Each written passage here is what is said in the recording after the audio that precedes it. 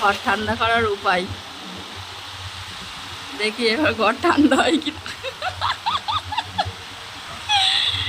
কি করেছি আমরা, বালতি রেখে বালতির ভেতর বরফ বরফ দিয়েছি, দেখি এবার ঘর ঠান্ডা হয় কিনা।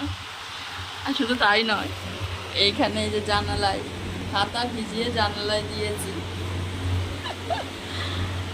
ফেসবুকে ইউটিউবে অনেক রকম ভিডিও দেখলাম ঘর ঠান্ডা করার, কীভাবে ঘর ঠান্ডা রাখা যায়। তো আমরা এই ট্রিক্সটা কাজে লাগাচ্ছি, দেখি আদৌ কাজ হয় কিনা।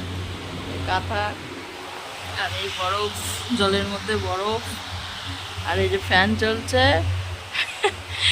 ভিজে লুঙ্গি। আর সে ভিজে জামাটা কই, মেয়েদের যে ছিল ভিজে জামাটা কই।